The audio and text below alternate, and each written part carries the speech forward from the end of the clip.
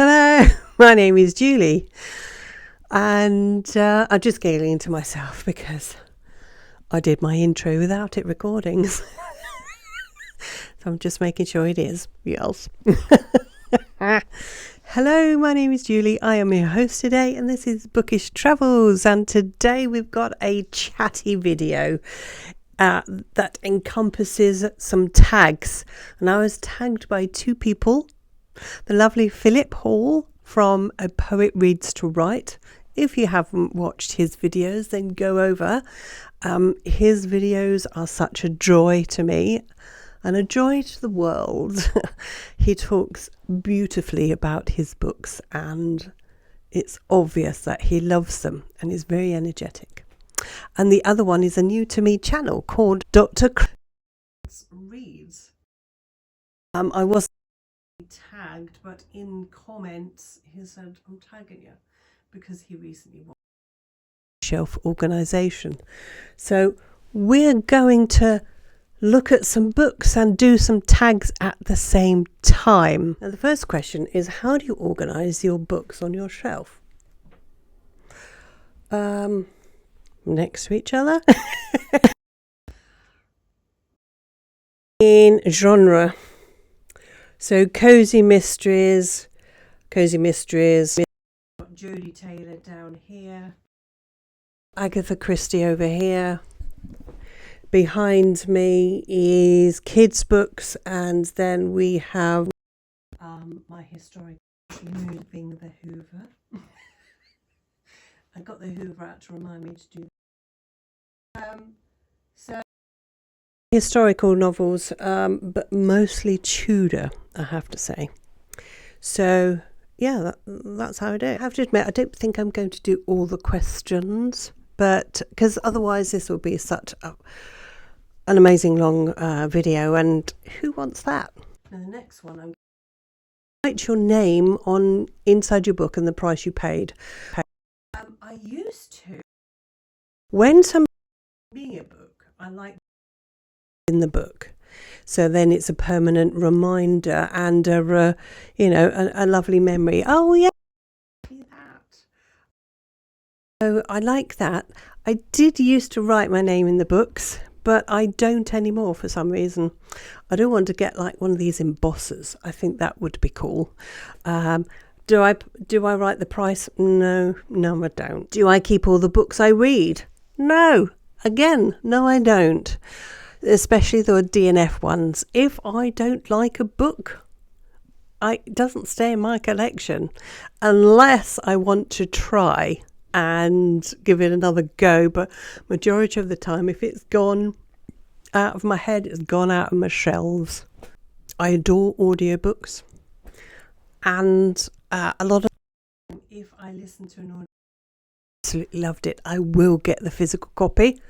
And then I can flick through it and remind myself of the story.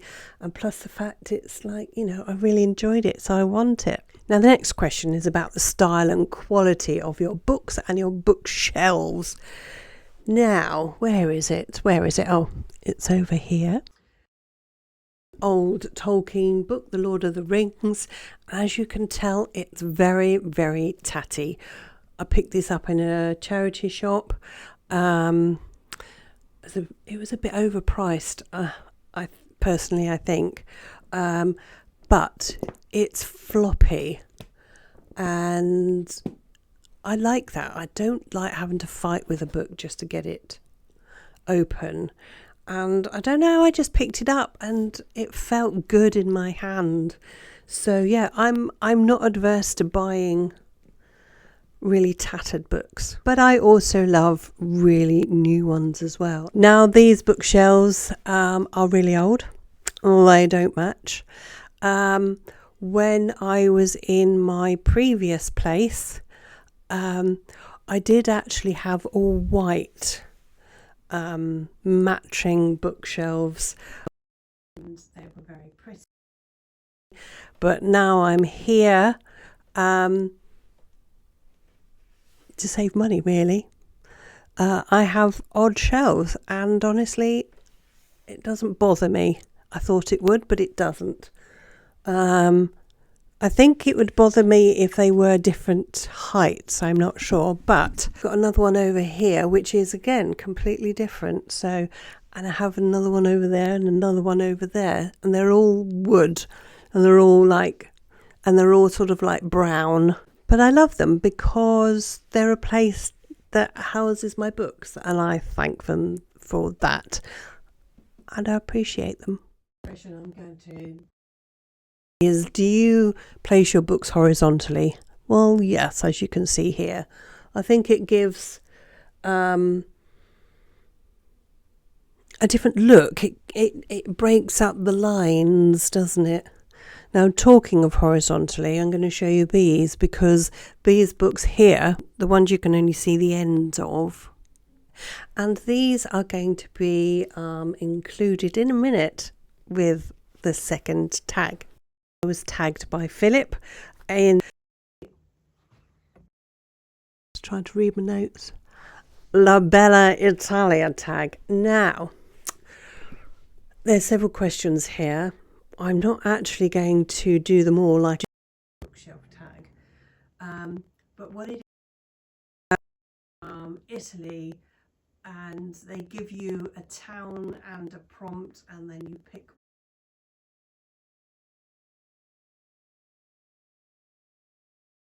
in Venice, and books about Mozart and artists and composers. And I had a moment, let's just call it a moment, and I got rid of them all.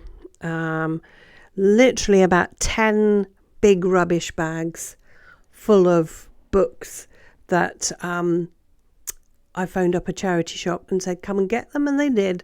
So they all went.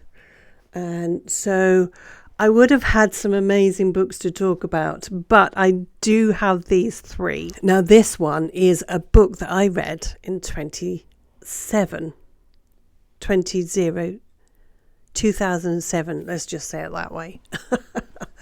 And I've kept it because it was a fabulous book. I really, really enjoyed it. Has 2 time zones, 2 timelines, and it's all about the courtesan called Alessandra Rossetti. Now, she wrote this letter, hence Rossetti letter, to the Venetian council in 1618, telling them that there had been an impending. The Spanish wanted to overthrow Venice. Whether they really did want to, I don't know. I really don't know the history, sadly. But what I do know is this is a fabulous book. It's written by Christy, and I don't think she's read. Oh, Julie, seriously, get your words together. I don't think she's written after this, but I'll have a look. However, the present timeline is Cambridge professor called Claire comes to Venice to do a talk about these letters and about Alessandra. And actually, her opinion is she was working for the. However, a lot of people disagree with this, and there's lots of other stuff, and the plot's great. It really engages you, and it's quite exciting as well. I remember reading it thinking, oh my gosh, how is this going to end? So it's quite an old book, but it's a book that I'm going to keep forever. I don't really do rereads, but perhaps I should. I saw this book in a charity shop, and I've heard that the author is very good, and I want to read another one of his books about popes, but this one is about Sicily, and it says a short history from the ancient Greeks to Costa Nostra, and this is about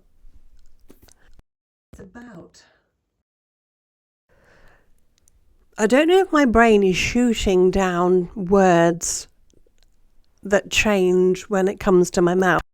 No, but annoy me. But this is written by John Julius Norwich. As I said, I saw it for £1 in a charity shop. And I thought, why not? I love a good non-fiction. Now, one of the prompts is about music, art and culture. And so I've got this one. It's Girl with a Pearl Earring. Yes, it's not Italian, but it is about art. And this is a Girl with a Pearl Earring. And it's about this girl here and her relationship, not like that, with Vermeer. And she was his maid. And yes, it's a great story. Saw the painting in real life. I was so excited. Sadly, we got there with about an hour to go before closing time. So I didn't have much time to sort of like stare at it, but it's not actually that big. I thought it was going to be a lot bigger, but I really, really enjoyed it, and it's coming out the dust jacket. This video is a bit of a whirlwind of mistakes, but there we go. This is actually about the 5th or the 6th time I tried to make this video. So this is why we're going with it and we're cracking on. I was just looking at my bookshelves and I thought, do you know what? I'm sure I've got another one somewhere. And it's this one, Murder in Tuscany. So it says, murder under the Tuscan sun, ice creams melt and dark secrets reveal. So yeah, just goes to show I don't know my bookshelves that well, because I found another one, Murder in Venice. So thank you to those guys that tagged me. It was very nice to be thought of, to be honest with you. I hope the creators didn't mind that I kind of did my own spin on these tags. That's me done for today. I think I need to go and lie down with a cold flannel on my head. Anyway. Enough of the amateur dramatics, and I will see you in my next one. Bye.